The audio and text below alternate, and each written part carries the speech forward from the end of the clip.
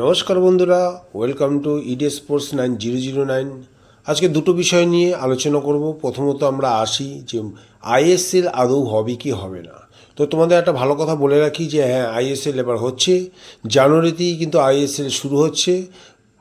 যেটুকু খবর শোনা যাচ্ছে বা যেটুকু রিমোট শোনা যাচ্ছে তাতে বোঝা যাচ্ছে যে এই আইএসএল আর এআইএফএফ কোনো সংস্থা কিন্তু করতে চাইছে না, এফএসডিএল তো করতে চাইছেই না, এবং তারা এবছর থেকেই কিন্তু ফুটবল থেকে অব্যাহতি চাইছে। সুতরাং এই মুহূর্তে এআইএফএফ বলো আর কেন্দ্রীয় সংস্থা বলো, কেউ কিন্তু এবারে আইএসএল টুর্নামেন্ট করতে আগ্রহী নয়, এবং ক্রীড়ামন্ত্রকও কিন্তু কোনো টাকা দেবে না এই লিগ চালাবার জন্য। সুতরাং এই আইএসএলের ভাগ্য এখন নির্ধারিত হয়েছে ক্লাব জোটের উপরে।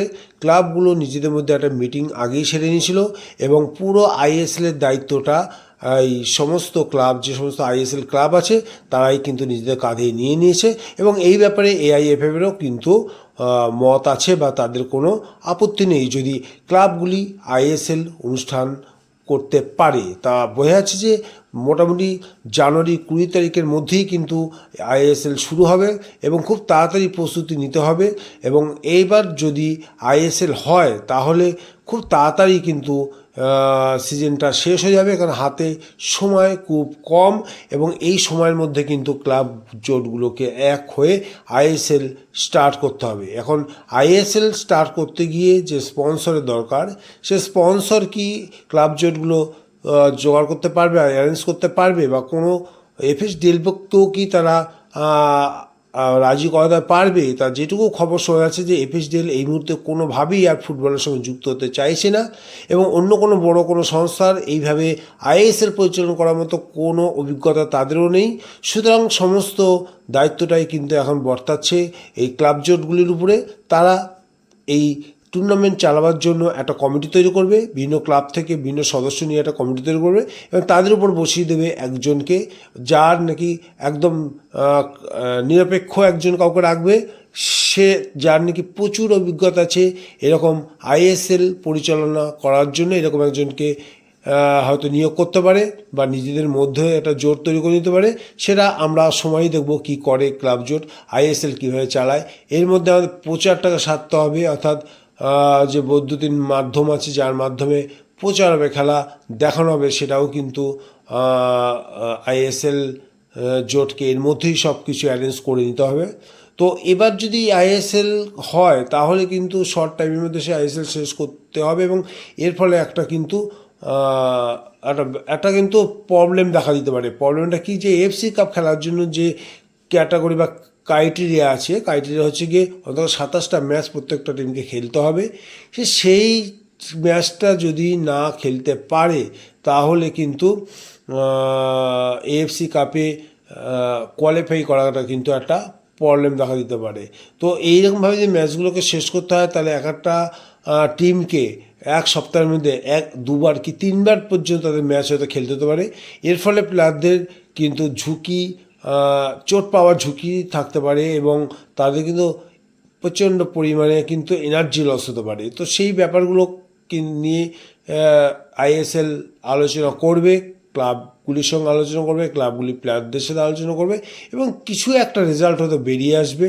তবে এবছরের আইএসএল যে খুব মসৃণভাবে হবে তা নয়, কিন্তু পদে পদে বিভিন্ন রকম বিপত্তি দেখা দেবে, এবং সেইগুলোকে জয় করেই কিন্তু অন্তত আইএসএলটাকে শুরু করতে চাইছি। যেমন চাইছে এআইএফএফ, সেরকম চাইছে কিন্তু ক্লাব জোটগুলো, যাতে এই বছরটা কোনোভাবেই যেন আইএসএলটা বন্ধ না হয়, এবং সেই দিকেই এগোচ্ছে। যত সম্ভব 20 তারিখের মধ্যে হয়তো আইএসএল শুরু হয়ে যাবে। তো আইএসএল নিয়ে তো আপডেটটা দিলাম। তাহলে পাশাপাশি মোহনবাগানের সঞ্জীব গোয়েঙ্কা কিন্তু আগের থেকেই টের পেয়ে গিয়েছিলেন যে আইএসএল হয়তো শুরু হতে চলছে, তাই তিনি কিন্তু তাদের প্র্যাকটিস 1 ডিসেম্বর থেকে শুরু করে দিয়েছেন, মোহনবাগানের প্র্যাকটিস। এবং লোবেরা কিন্তু জয়েন করেছে এই মুহূর্তে মোহনবাগান টিমের সাথে। এবং এই প্র্যাকটিসে একটা জিনিস ধরা পড়েছে যে দিমিত্রি পেট্রোরাস, বিশেষ করে দিমিত্রি পেট্রোরাস কিন্তু অত্যধিক খেটে চলেছেন, এবং তাকে দেখে মনে হচ্ছে প্রচুর ওয়েট কমিয়েছেন, ঘাম ঝরাচ্ছে প্রচণ্ড এবং প্র্যাকটিসে বিন্দুমাত্র ফাঁকি না দিয়ে যত রকমভাবে কসরত করা যায় তিনি করে যাচ্ছেন এবং আপ্রাণ চেষ্টা করছেন যে মোহনবাগানের প্রথম একাদশে কীভাবে ঢোকা যায় বা মোহনবাগান টিকে থাকা যায়। এবার তো একটা জনমত তৈরি হয়ে গেছে দিমিত্রি পেট্রোরাস হয়তো বেশি দিন থাকবে না, হয়তো এবছরই হচ্ছে লাস্ট। কিন্তু দিমিত্রি পেট্রোরাস যে মোহনবাগানে থাকতে চায় তার প্রমাণ কিন্তু আজকের যে প্র্যাকটিসটা দেখলাম, তার ভিতরে যে তাগিদটা দেখলাম, সেই তাগিদটা থেকেই মনে হচ্ছে যে দিমিত্রি পেট্রোরাস কিন্তু এবারে কিন্তু অন্য রূপে খেলতে চলেছে এবং তার প্রয়োগ যতক্ষণ পর্যন্ত আমরা মাঠে দেখতে পাবো ততক্ষণ পর্যন্ত কিন্তু আমরা ব্যাপারটা নিয়ে খুবই চিন্তিত আছি। পাশাপাশি মোহনবাগানের অন্য অন্য প্লেয়াররাও কিন্তু তাদের ঘাম যথেষ্ট পরিমাণ ঝরাচ্ছে এবং প্রচুর কসরত করছে এই প্র্যাকটিসে। সঙ্গে সঙ্গে ভারতীয় প্লেয়াররাও কিন্তু ঠিক তাই, প্রত্যেকটা প্লেয়ার কিন্তু কোচের সামনে নিজেদেরকে প্রমাণ করার আপ্রাণ চেষ্টা করে যাচ্ছে এবং তাদের প্রচেষ্টা যে কোচের সান্নিধ্যে বা কোচের সামনে তাদের প্রতিফলন দেখানো, অর্থাৎ ম্যাচে যদি আইএসএল খেলা হয় তাহলে প্রত্যেকটা ম্যাচে তারা কিন্তু তা প্রমাণ করে ছাড়বে এবং এটাই কিন্তু প্রত্যেকটা প্লেয়ারের মধ্যে, মোহনবাগানের প্রত্যেকটা প্লেয়ারের মধ্যে কিন্তু এই তাগিদ কিন্তু লক্ষ্য করা যাচ্ছে।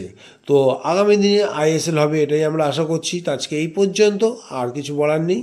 আবার দেখাবে নতুন কোনো ভিডিওতে। যারা যারা এই ভিডিওতে তাদেরকে অসংখ্য ধন্যবাদ। Bye, tata.